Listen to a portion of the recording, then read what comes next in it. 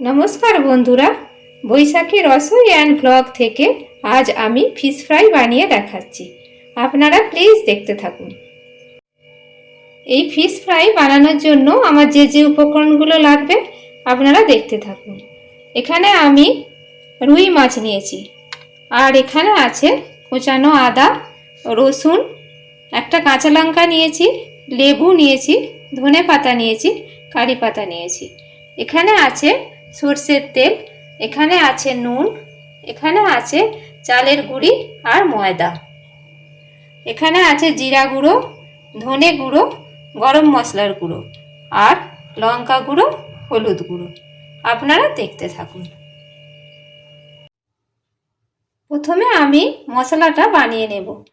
তাই আমি আদা, রসুন, কাঁচা লঙ্কা, ধনে পাতা, কারি পাতা সব কিছু একসাথে পেস্ট করে নেব। আদা, রসুন, কাঁচা লঙ্কা, ধনে পাতা, কারি পাতার যে পেস্টটা আমি বানালাম সেই পেস্টটা আমি এখানে ঢেলে দিচ্ছি।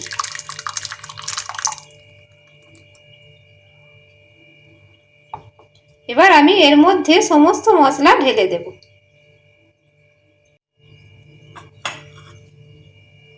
এবার আমি এর মধ্যে এই মশলাগুলো সব ঢেলে দেব। ধনে গুঁড়ো, জিরে গুঁড়ো, গরম মশলার গুঁড়ো, লঙ্কা গুঁড়ো, হলুদ গুঁড়ো সব আমি এর মধ্যে ঢেলে দিচ্ছি। এর মধ্যে ঢেলে দিলাম। চালের গুঁড়ি আর ময়দাটাও আমি এর মধ্যে ঢেলে দিচ্ছি।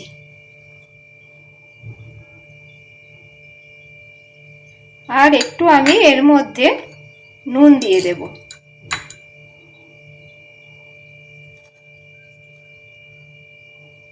নুন দিয়ে দিলাম। এবার একটু আমি এর মধ্যে লেবুর রস দিয়ে দিচ্ছি।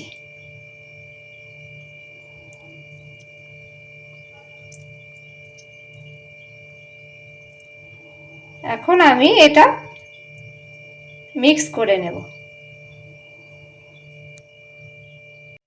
এই যে আমি পেস্টটা রেডি করে ফেলেছি। এখন আমি এই পেস্টটা এই মাছের মধ্যে মাখিয়ে নেব, ভালো করে মাখিয়ে নেব।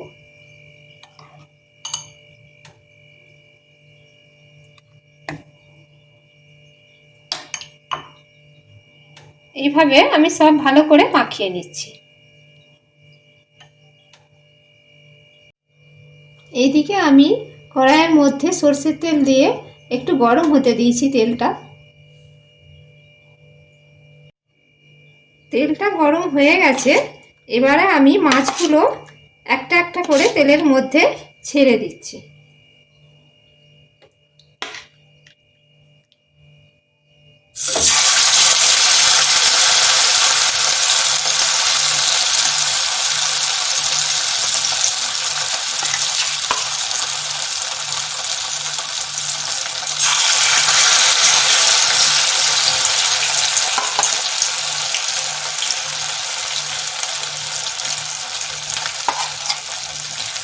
মশলাটা একটু দিয়ে দেব।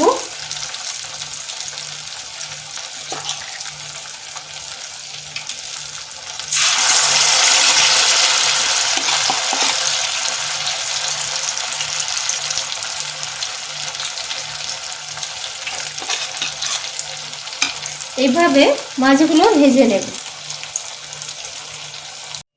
একটু ঢাকা দিয়ে দিয়েছি, তাহলে ভালো মাছটা সিদ্ধও হয়ে যাবে আর তাড়াতাড়ি ভাজাও হয়ে যাবে।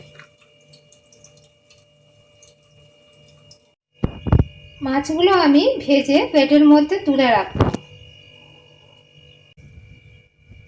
এই যে আমার রেডি হয়ে গেল ফিশ ফ্রাই।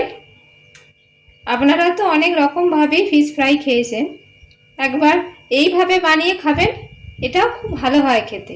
একবার এটা বানিয়ে খাবেন, আপনাদের খুবই ভালো লাগবে খেতে।